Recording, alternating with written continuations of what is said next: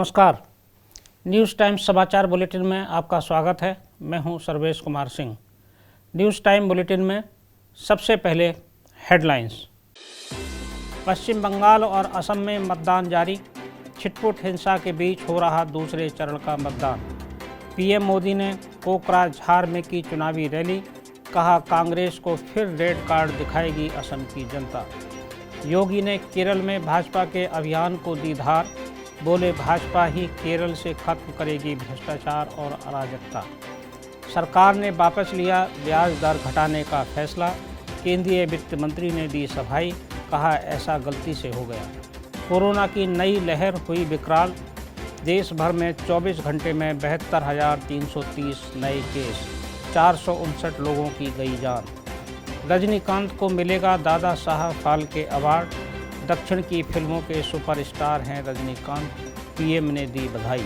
बागपत में महिला ने पुत्र पुत्री का गला घोटा, 7 साल के बेटे व 5 साल की बेटी को गला घोंटकर मार डाला। श्रीनगर में भाजपा नेता के घर पर आतंकी हमला, पुलिसकर्मी शहीद, 4 दिनों में ये दूसरा बड़ा राजनीतिक हमला। चेन्नई सुपर किंग्स को लगा तगड़ा झटका, ऑस्ट्रेलियाई तेज गेंदबाज हेजलवुड ने आईपीएल से नाम लिया वापस। अब समाचार विस्तार से। पश्चिम बंगाल और असम में विधानसभा चुनाव के दूसरे चरण के लिए मतदान जारी है। बंगाल में 30 सीटों पर छिटपुट हिंसा के बीच दोपहर 3 बजे तक 61% वोट डाले जा चुके हैं। असम में 25 सीटों पर मतदान हो रहा है। यहां 3 बजे तक 56% मतदान हुआ है। बंगाल में कई जगहों पर हिंसा हुई है। पश्चिम मेदिनीपुर के केशवपुर में भाजपा की महिला पोलिंग एजेंट पर हमला किया गया है। भाजपा नेता तन्मय घोष पर भी हमला हुआ है, उनकी कार को तोड़ दिया गया है। नंदीग्राम में भाजपा के एक कार्यकर्ता का शव बरामद हुआ है। पीएम नरेंद्र मोदी ने असम के कोकराझार में चुनावी रैली को संबोधित करते हुए कांग्रेस पर तीखा हमला बोला है। उन्होंने कहा कि कांग्रेस ने असम के लोगों को पानी, बिजली, गैस और सड़क जैसी बुनियादी सुविधाओं के लिए भी तरसा दिया था। कांग्रेस ने असम को बम और बंदूक के रास्ते पर झोंक दिया था। एनडीए सरकार ने राज्य को इससे बाहर निकाला है और विकास के रास्ते पर ले जा रही है। प्रधानमंत्री ने कहा कि एनडीए सरकार ने यहाँ चाय बागान के कार्यकर्ताओं और महिलाओं के विकास के लिए बहुत काम किया है। उन्होंने कहा कि असम के लोगों को महाझूठों से बचने की ज़रूरत है। मोदी ने कहा कि फुटबॉल की भाषा में कहा जाए तो असम की जनता कांग्रेस को फिर रेड कार्ड दिखाएगी। यूपी के मुख्यमंत्री योगी आदित्यनाथ ने आज केरल में भाजपा की चुनावी रैली को संबोधित किया। योगी ने कायकुलम में चुनावी सभा को संबोधित किया है। वे यहां 3 रोड शो भी करेंगे। योगी ने केरल पर शासन करने वाले एलडीएफ और यूडीएफ पर जोरदार हमला बोला। उन्होंने कहा कि देश के सबसे समृद्ध राज्यों में शामिल केरल कहीं ना कहीं पिछड़ गया है।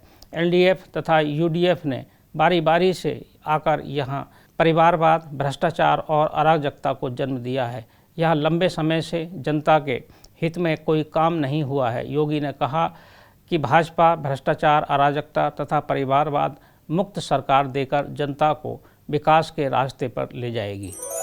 केंद्र सरकार ने लघु बचत योजनाओं पर ब्याज दरें घटाने का फैसला कुछ ही घंटों बाद वापस ले लिया है।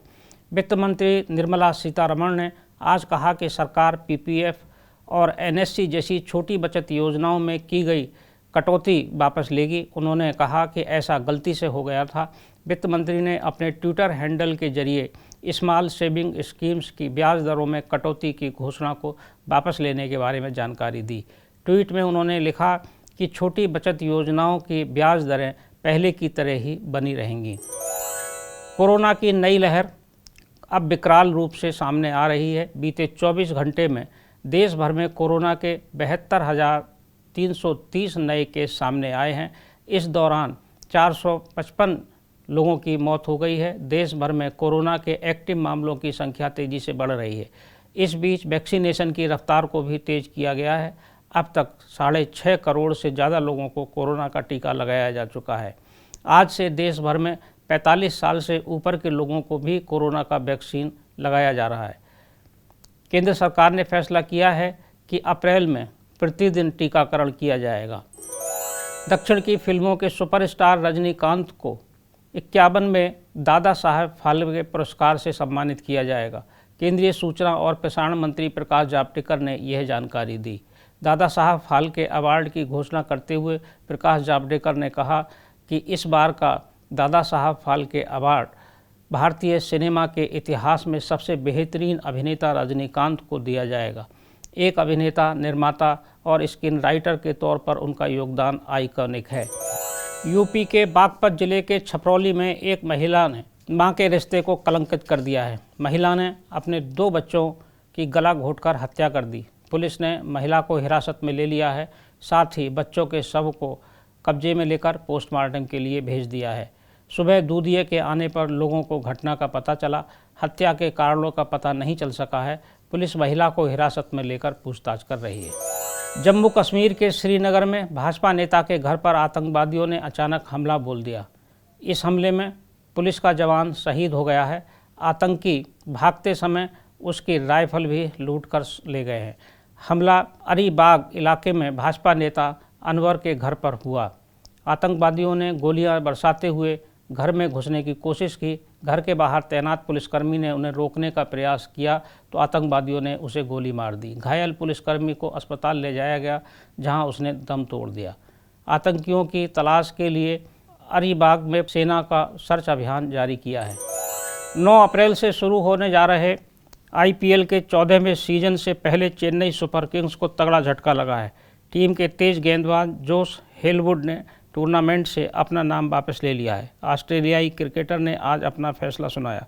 धोनी की कप्तानी वाली सुपर किंग्स को 10 अप्रैल को दिल्ली कैपिटल्स के खिलाफ अपने अभियान की शुरुआत करनी है। न्यूज़ टाइम समाचार बुलेटिन में आज बस इतना ही।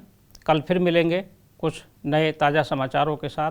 तब तक के लिए मैं सर्वेश कुमार सिंह आपसे विदा लेता हूँ। नमस्कार।